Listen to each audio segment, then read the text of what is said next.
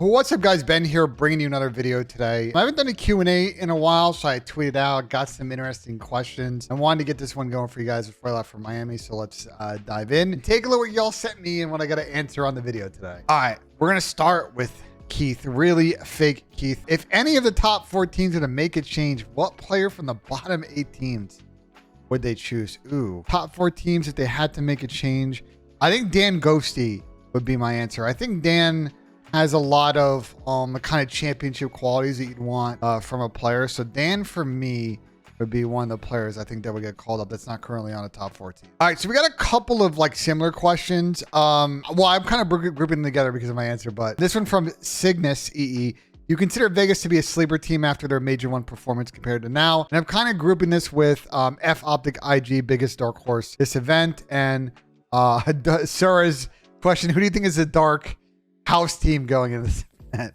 Dark house team. Anyway, I think it's Vegas. I think, we think about the winners bracket teams between Vegas, Thieves, Boston, Miami. I think Vegas is the one playing the best COD with the best concepts, best gameplay right now. And so I would consider Vegas to be a sleeper team. Absolutely. I think they'd be my dark horse team. Do I see them beating a top 4 team at this event? Probably not. Can they sneak in to the top 4 placings at this event? If one of those top 4 teams gets upset, I could definitely see that as a possibility. All right, my guy Kivo, shout out to Kivo, always in my chat. If Carolina does the bed, what moves you see them making, if any? I think it's really comes down to the 2 AR players for Carolina. I think likely one of them probably has to go. I just think the slaying has been poor. And so, yeah, it's probably either Feather or Clay that's going to go.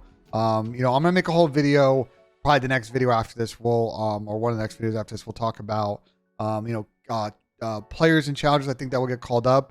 I think there are a couple of really good AR players who I think could potentially join this roster, and I think help them qualify for champs potentially. Let's keep it moving and grooving. We got my guy Matt always chiming in. Any chance a team outside the top 4 wins an event this year? Ooh. I think there is definitely a chance if one of these teams get, like Vegas, for example, if they pull up, they get hot, they get going to game mode, don't lose a search or something like that. I could see it. There's a chance to, I think it's likely no, but there's definitely a chance. Anything can happen. I mean, I would not have predicted LAG winning Major 2 all those years ago. And there's always curveballs, man. Nothing settled until people play, and a team can get hot and keep it going, and you just never know. All right, next up we got Hordes here. Do you think if Seattle makes a top 6 run, they will run it back with this roster in Major 3? Yeah, if they got top 6, I think they would. They're in a weird roster change kind of issue, I think.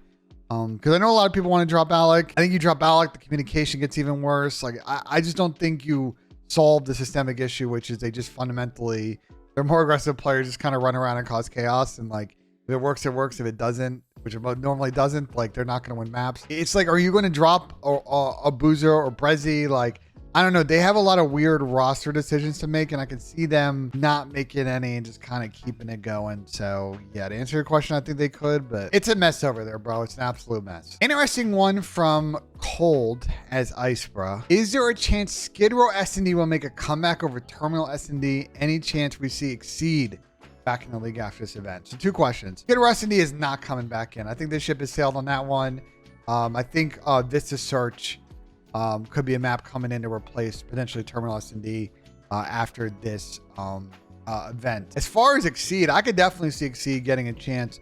He's one of my players I'm looking forward to seeing playing at the Florida Miami Open, whatever we're calling the challenges from this weekend. I can definitely see him getting in the mix and getting on a squad, because there are a number of teams I think that will make a change after this event. He could be one of the players coming in and getting another chance. All right, we got my guy Tyler Butler. Why do you think teams like NYSL and FaZe get more leniency for underperforming than OPTIC does? For instance, no one chose OPTIC after a 7-0 stage, but FaZe and NYSL were. FaZe has won once in 2 years. New York gets last as often as they win. I don't know. I feel like we're pretty critical on everybody. I mean, I think the OPTIC thing, I'm not really sure what you're asking with this question. I mean, FaZe is a very high floor, so even when they play like B- COD, we're still thinking they're going to make it to the weekend and make it deep. So I don't tell you about that. NYSL has definitely had some bad placements over the years, but they've also won a lot of events. So, okay. And the OPTIC thing, we were really high on OPTIC last year at almost every event last year, and then they obviously just didn't win. And this year we thought going to Major 1 that there were definitely some issues, and they were going to fall short of some other teams. And they still got a decent placing. We never felt like they were really going to win the thing. But we're giving OPTIC their flowers this stage, so I don't know.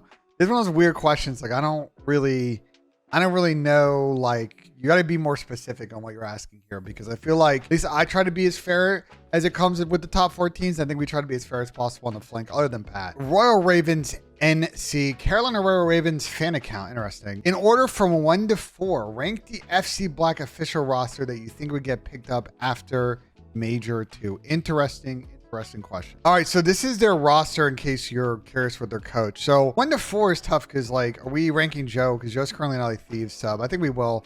I think for me, I probably put Dylan Rex 1.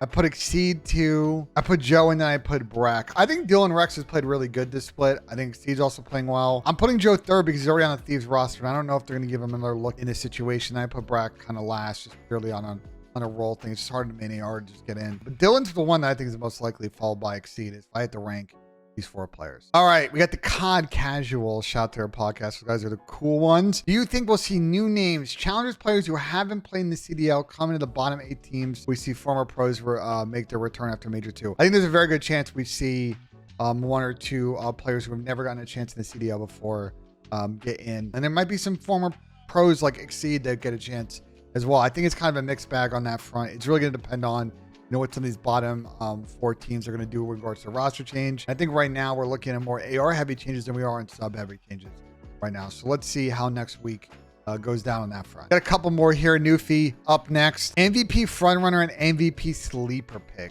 Ooh. The tough thing about the MVP conversation is the top 4 teams are so close that right now, as far as standout players, it's tricky. I think for me, you know, let's assume that your Toronto's kind of 4th best team. FaZe will do their thing. Maybe they don't win. New York or Optic take the victory. I think it's some combination of like Paco. I really think if I had to pick one player from each of the 4 teams, it's, you know, Hydra from New York, Simp from Atlanta FaZe, Scrap from Toronto Ultra, and Shotzi from Optic. I just don't know who's the front runner right now because it's really tight. As far as sleeper picks, you know, I think Salyum's always going to be an interesting sort of sleeper pick on that front. I think Dylan Attach is an interesting sleeper pick right now, but I really think it comes down to which of these 4 teams are going to win after this one. It's going to be a really interesting MVP race. All 4 of these teams are kind of neck and neck all season. I just don't know how you really pick a MVP at this point. I think we're a little too early this season.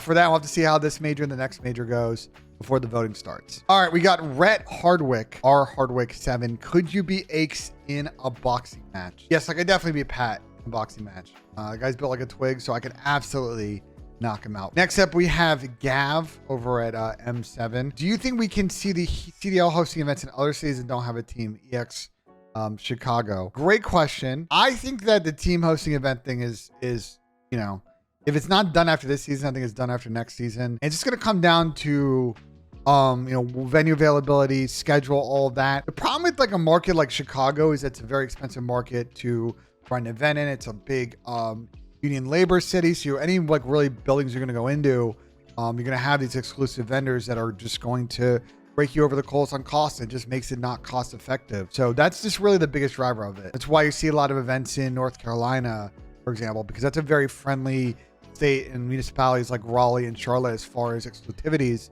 as opposed to like Anaheim, New York, Chicago. These are like exclusive rated buildings that are very tough, exclusive rated markets that are very tough in every building you go into. So just kind of give you that kind of thoughts. And if you're curious on the answer on this one, there was a really good Adam Apicella episode we did of the flank in January where Adam actually talks about the answer a question like this. All right, last 2 questions. My guy Asim over at the Boston Breach asked, will you jump in the ocean with me? And then someone responded, well, you should help Shotzi find iguana. Well, that thing aside, Asim, I would gladly jump in the ocean with you. I always bring a bathing suit to every event, even if I'm never going to use it. And honestly, I never end up really using them. I always pack it just in case. And we're going to Florida. The weather's good. We're close to the beach. So I'm absolutely down to go vibe on the beach, maybe take a little jump in the ocean or something like that. I'm also like this tweet too, because, you know, I got to tip my boy Asim for that good question. All right, our last question of the video from Big Sexy Swag Money Dave. They've had a great stage. Do you think Vegas has a chance to finish top 4 over one of the power teams? I absolutely think they do. It's going to come down to either them upsetting one of the top 4 teams or one of the top 4 teams doing what New York did last event, just taking themselves out of the tournament early. But yes, I can see Vegas doing that. Of all the bottom 8 teams, they are playing the best COD right now. So it's definitely possible. I wouldn't say it's likely, but it's definitely possible. So yeah, that'll do it for this video. I appreciate everybody that sent in questions. Let me know in the comments what you guys thought of the video. Like if you enjoyed, subscribe for more. And as always, guys, we will see you on the next one.